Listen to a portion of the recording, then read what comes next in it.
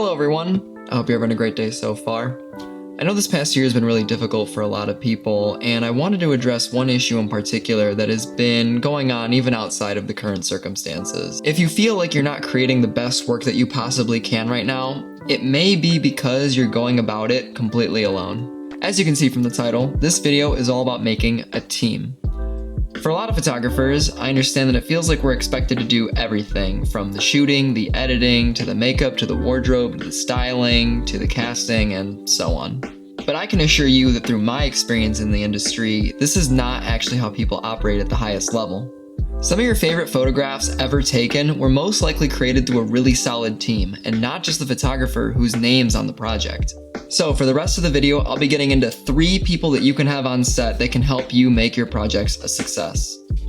So why does this matter? Well, you are a photographer, and by that logic, you are making your absolute best work when you are dedicating 100% of your time, effort, and resources into just making photographs. The purpose of every single other role on set is to take away more and more responsibilities from you to allow you to dedicate yourself to doing the thing you chose to specialize in. In this case, that's taking photographs. That's why finding your dream team is so important. A group of people who are each good at their own skill set has so much more potential than one person who's divided amongst many tasks. It's so much more difficult to create a good photograph when your mind is occupied by the lighting, the wardrobe, the styling, the makeup, and all the other things on set happening around you. I also want to add that you are by no means required to have every single one of these people on your set to make your projects a success. You could only have 1 or maybe even 2 of them at a time. You build as you grow, and I'll get into the benefits of each of these roles as we go along. Okay, so first up's the assistant.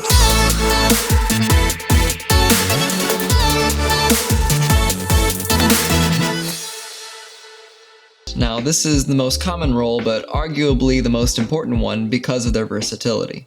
Your assistant is your right-hand person, and you should be able to trust them with your most expensive camera in their hands.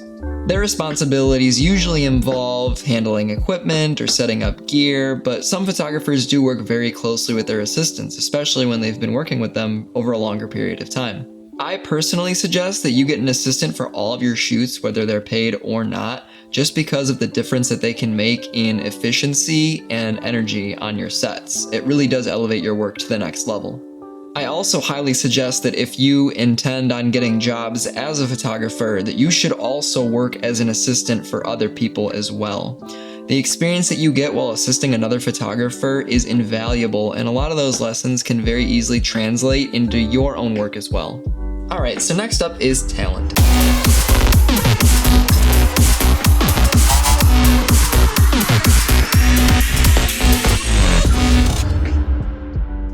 And talent is somewhat optional because not every single set is going to require a human subject, and that's okay. Bringing on talent is usually for genres like fashion, portraiture, lifestyle, and other forms of commercial photography. And this role is especially crucial to your set because it's the one thing that you can't necessarily control. And by that I mean, yes, while you can control your casting and who you're selecting as your talent, working with talent is a very collaborative experience. If you're kind of new to working with other people, my best piece of advice to you is finding talent that's roughly at your same experience level as you are in photography. This allows you guys to mutually practice and kind of feel out the chemistry and see if you guys are a good fit to work together. And a reliable model is a great asset to have as a photographer. Someone that you can depend on any project that comes your way, someone who has versatility in their posing and their look, will help you so much when you're trying to figure out who to cast as your talent. Now, don't get me wrong, working with someone who has more experience than you do in what they do will definitely help you grow faster and make better work. However, it is much harder to find people that are willing to work with you when you guys are on different levels.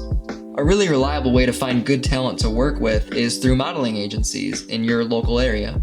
Typically, this process involves you submitting a proposal to do a test shoot with one of their newer models, and they will provide you the talent to work with for free in exchange for the images at the end of the shoot. Also, independent models are totally a thing. If you know people who are getting into modeling that aren't necessarily signed yet, working with them is just as valuable as working with a signed model.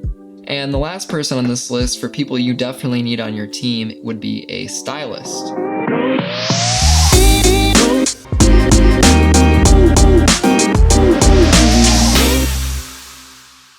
Now, a stylist is definitely something essential to taking your work to the next level. So stylists are usually responsible for one of two things. They're either responsible for the wardrobe when you have a model on set, or they're responsible for the props when you're doing a still life set. Either way, your stylist is going to be doing the job of making sure your subject looks its best in all of your photographs, which you might not be able to catch while you're kind of in the rhythm of shooting all the time. And stylists often see things that you don't in your own photographs, and they will work to fix those invisible issues. You also want to find a stylist that you can work with really well, because you can develop a very, very long-term relationship with stylists in your career. I've worked with photographers who have been working with stylists for decades, and they have such a level of chemistry that they're able to create really high-quality, consistent work, which is ultimately your goal too as a photographer. So now that you know 3 roles that you should absolutely have on your team, you're probably asking yourself, well, where do I start? Lucky for you, it's never been easier to connect with people and establish your community. The first place to always start is in your own personal network. Who do you know and trust to work with confidently, or who has a strong enough portfolio to back themselves up? From there, you can expand outward and look to word-of-mouth referrals from people in your immediate network. Ask around to your friends and peers about who they've worked with and liked, and then reach out to those people.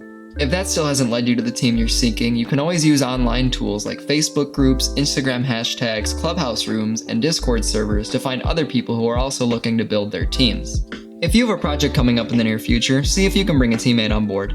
I can say with confidence that it will change the way you approach your work in a much more productive way. And if you do end up working with a team member soon for the first time, feel free to leave a comment below and let me know how it went. If you enjoyed this video, be sure to like and subscribe. I've been trying to put out videos about every week, so every single engagement helps with the algorithm.